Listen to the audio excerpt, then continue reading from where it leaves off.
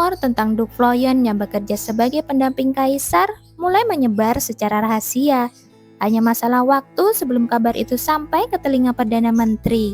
Ini akan membangkitkan kemarahan rakyat, sehingga bisa terjadi hal yang sama seperti yang terjadi dulu, pikirnya.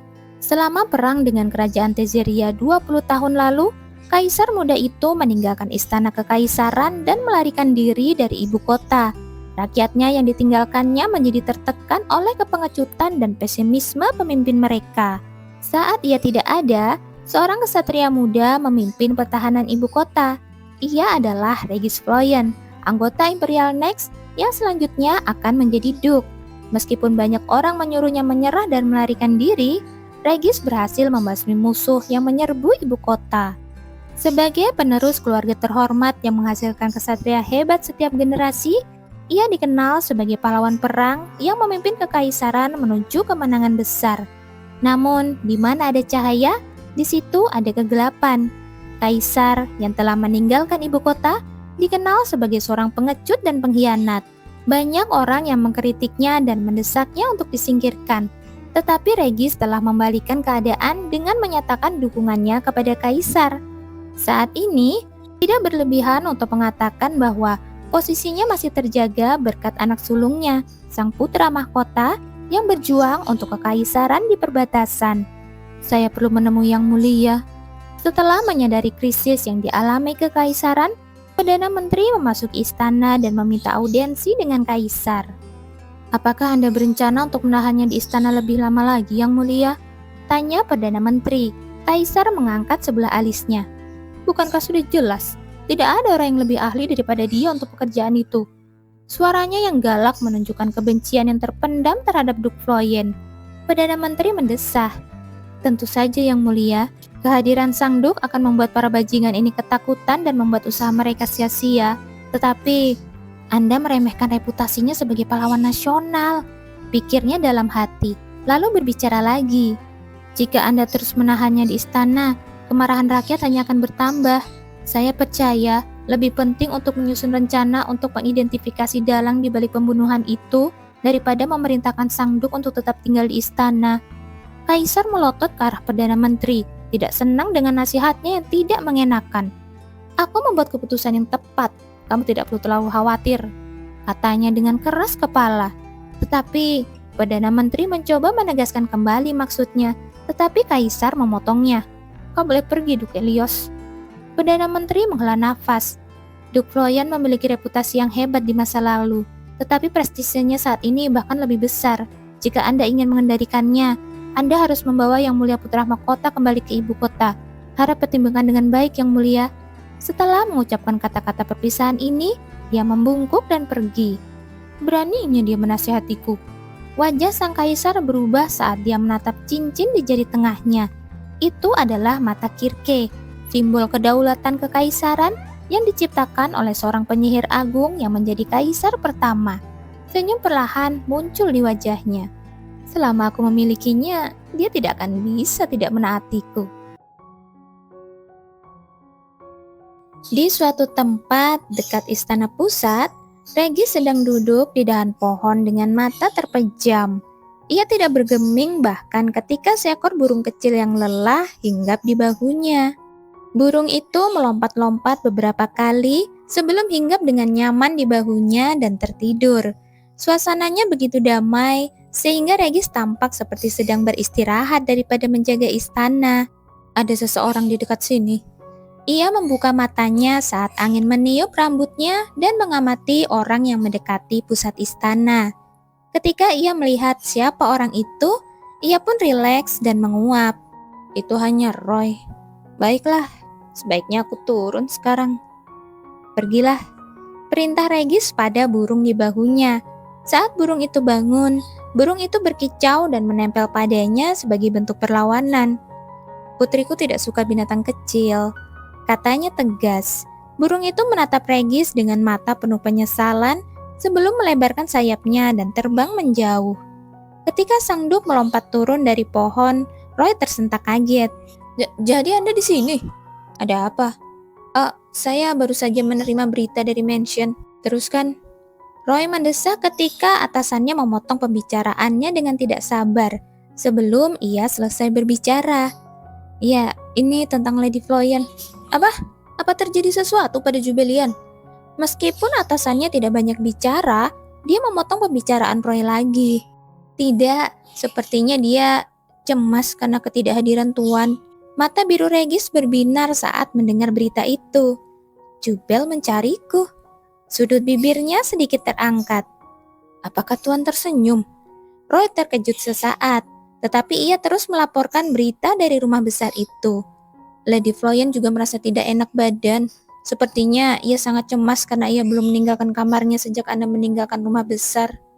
Begitu ia selesai bicara, senyum Sang Duk menghilang dari wajahnya. Begitu ya, sudah saatnya kita menghentikan aksi ini. Ia menatap jendela yang mengarah ke kantor kaisar. Aku melirik ke arah sofa 3 dudukan yang telah menjadi tempat tidur murid ayahku. Dia benar-benar merasa seperti di rumah sendiri, kataku. Sudah 4 hari berlalu sejak aku mengizinkannya tinggal. Untungnya, kamarku yang besar memiliki kamar mandi yang terhubung. Jadi itu bukan akomodasi yang merepotkan. Aku hanya harus berhati-hati ketika pelayan sesekali datang untuk membersihkan kamarku atau memeriksa apakah aku baik-baik saja. Meski begitu, hidup bersama secara diam-diam bukanlah hal yang mudah. Dia mungkin tidak tahu bahwa sofa yang dia duduki dengan nyaman itu awalnya adalah tempatku beristirahat. Keluhku dalam hati.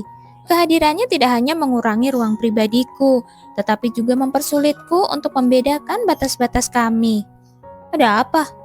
Tanya lelaki itu dengan tatapan penuh harap. Dia pasti menyadari bahwa aku mendesah pelan. Jadi dia mencari tahu penyebab ketidakpuasanku.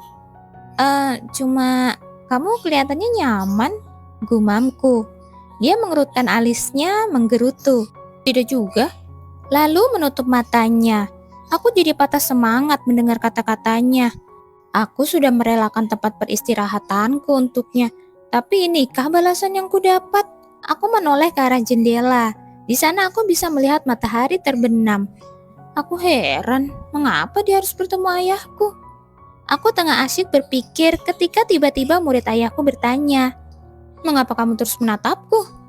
"Oh, aku hanya berpikir, sepertinya kamu punya hubungan baik dengan ayahku." Terjadi keheningan sejenak sebelum akhirnya dia berkata, "Ya, tidak terlalu buruk." Tentu saja tidak. Aku terkekeh hampa. Di hadapan muridnya, ekspresi wajah dan cara bicara ayahku begitu aneh, sehingga ia tampak seperti orang yang berbeda. Sekarang, setelah kupikir-pikir, aku harus mengembalikan liontinnya beserta kancing manset yang kubeli. Tetapi, aku benar-benar tidak ingin melakukannya secara langsung. Aku takut dia mungkin tidak akan menyukai hadiah itu karena aku tidak tahu apa kesukaannya. Aku tidak ingin dia membuangnya atau aku pasti akan tersinggung. Tunggu sebentar, pria ini mungkin tahu lebih banyak tentang selera ayahku. Hei, panggilku. Saat matanya yang merah menatapku, aku mempertimbangkan kembali tindakanku. Tapi tidak mungkin seseorang dengan kepribadian buruk seperti dia akan menjawabku dengan jujur. Saat aku mempertimbangkan apakah aku harus bertanya kepadanya atau tidak, dia berkata, "Katakan saja yang ingin kau katakan. Aku benci jika orang menunda-nunda." Nada bicaranya tegas, tetapi sepertinya dia bersedia membantuku. "Menurutmu bagaimana jika aku memberikan 1 set kancing manset sebagai hadiah?" Tanyaku pada akhirnya. Dia mengerutkan kening. "Hadiah?" Tatapan matanya berubah bermusuhan, membuatku bergidik. Mengapa dia menatapku seperti itu? Apa dia tidak menyukai ide kancing manset? Kancing manset biasanya diberikan oleh kekasih wanita. Max langsung teringat Mikhail saat Jubelian bertanya kepadanya tentang kancing manset. "Kamu mau memberikannya kepada siapa?" Tanyanya. "Memangnya kepada siapa lagi aku akan memberikannya? Kamu kan seharusnya sudah tahu," jawab Jubelian pelan. Max merasa suasana hatinya memburuk. Apakah wanita bodoh ini berpikir untuk bergantung padanya lagi? Max telah belajar untuk tidak pernah menunjukkan emosinya yang sebenarnya, karena bisa jadi itu akan digunakan untuk melawannya. Tetapi tanpa disadari, ekspresinya berubah garang. Kau akan memberikan kancing manset pada orang seperti itu? Begitu dia menanyakan hal itu, tatapan wanita itu berubah dingin. Itu terlalu kasar, jawabnya tajam. Itu tidak seperti dirinya. Max jarang memberi nasihat karena dia tidak tertarik pada orang lain. Tetapi sungguh menyebalkan melihat wanita itu membela Mikhail tanpa berpikir. Dia merasa marah dan perutnya bergolak. Aku sudah berusaha sebaik mungkin untuk bersikap perhatian padamu. Jadi mengapa kau malah memihaknya? Buku-buku jarinya memutih karena mengepalkan tinjunya. Bagaimana bisa kau bergantung pada seseorang yang begitu acuh tak acuh padamu? Apa kau tidak punya harga diri? Tanyanya dengan dingin. Coba bantah itu. Pikirnya sinis. Max tidak pernah menyesal menghina seseorang sebelumnya. Tetapi saat melihat wajah wanita itu memucat, ia tidak bisa menjelaskan rasa sakit di hatinya. Apa-apaan ini? Wajahnya berubah saat ia mencoba menahan rasa sakit yang aneh itu. Meskipun ia marah, ia tidak bisa mengalihkan pandangannya dari wanita itu. Sensasi yang tidak biasa itu akhirnya mereda saat wanita itu menyebut seseorang yang tidak terduga. Bukannya aku ingin bergantung padanya, aku hanya ingin akur dengan ayahku. Begitu Jubelian mengatakan ini, mata merah tajam Max bergetar. Kau berencana memberikannya kepada ayahmu, Duk Floyen? Tanyanya untuk mengkonfirmasi.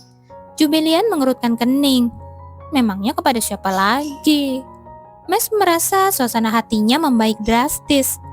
Sepertinya dia tidak tahu betapa guru peduli padanya. Wanita ini dengan mudah salah memahami kata-kata tajamnya yang menunjukkan bahwa mereka mungkin tidak akur.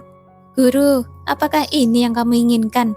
Dia diam-diam mengejek gurunya yang bodoh, yang telah berkorban tak terhitung jumlahnya demi putrinya, tetapi memilih untuk merahasiakan fakta ini darinya. Merasa situasi itu lucu sekaligus menyedihkan, dia terkekeh. Berhentilah tertawa dan katakanlah sesuatu. Jubelian merajuk. Jika aku tidak menanggapinya, apakah dia akan marah lagi? Max biasanya tidak akan berpikir sejauh ini, tetapi dia tidak bisa berhenti memikirkan wajah wanita ini yang memucat karena kata-katanya yang tajam. Dia mendesah dan tanpa sadar mengeraskan ekspresinya. Menyebalkan sekali. Aku merasa agak putus asa sampai aku mengetahui bahwa kami tidak sedang membicarakan orang yang sama. Kalau bukan ayahku, siapa yang sedang dipikirkannya? Pada saat itu, lelaki itu tiba-tiba tertawa. Meskipun wajahnya yang tampan enak dipandang, itu tidak membuatku merasa lebih baik. Apakah dia sedang mengolok-olokku? Katakan sesuatu. Jawabku ketus, tidak senang dengan kekasarannya. Mendengar kata-kataku, dia berhenti tertawa dan menatapku. Tatapannya begitu serius hingga aku menjadi gugup. Apa yang ingin dia katakan ya? Hadiahnya berupa sepasang kancing manset. Tanyanya akhirnya. Iya, ini dia. Ketika aku menunjukkan kancing manset itu padanya, dia sedikit mengernyit. Itu bukan hadiah yang berguna untuk seorang pendekar pedang. Aku mengerutkan kening. Meskipun aku bukan pendekar pedang, menurutku hadiah ini cukup bagus. Apakah dia hanya ingin memulai perkelahian denganku? Kamu pasti pandai memilih hadiah, kataku dengan sinis. Senyum mengembang di wajahnya. Dia memang tampan, tapi hanya itu yang dimilikinya. Mataku menatapnya beberapa saat lebih lama, terpesona oleh perubahan langka pada arah bibirnya. Aku memang baru memberikan hadiah kepada ayahku beberapa waktu lalu. Senyumnya kini samar di wajahnya yang dingin. Dia tampak bosan akhir-akhir ini, tetapi berkat hadiahku, sepertinya dia lebih bersemangat sekarang. Melihat ekspresinya yang gembira, aku menduga bahwa dia adalah anak yang berbakti. Tetapi hadiah seperti apa yang bisa membuat ayahnya menjadi lebih bersemangat? Jadi, apa yang kau berikan padanya? Tanyaku dengan rasa ingin tahu yang tiba-tiba. Itu bukan urusanmu, katanya tegas. Tentu saja dia tidak mau memberitahuku. Meski pada awalnya aku tidak menduga akan mendapat jawaban, Aku mengerutkan kening melihat kepribadiannya yang menjijikkan. Sang Duk akan menyukai hadiah apapun darimu, katanya. Apa? Apapun dariku? Itu hanya mungkin terjadi jika ayahku dirasuki oleh seseorang yang hangat dan ramah. Aku sedikit tersinggung dengan jawaban yang tidak tulus. Meskipun dia muridnya, kurasa dia tidak begitu mengenal ayahku. Aku mendesah. Tapi kancing manset ini mahal. Aku harus memberikannya kepada ayahku, karena bagaimanapun juga aku harus mengembalikan liontinnya. Jika aku tidak meninggalkan catatan, dia tidak akan tahu kalau itu dariku. Karena dia gila kerja, dia mungkin akan mampir ke kantornya dulu kan? Dengan mengingat hal itu, aku memutuskan untuk menulis surat yang menjelaskan dari mana liontin dan kancing manset itu berasal sebelum meninggalkan semuanya di kantornya.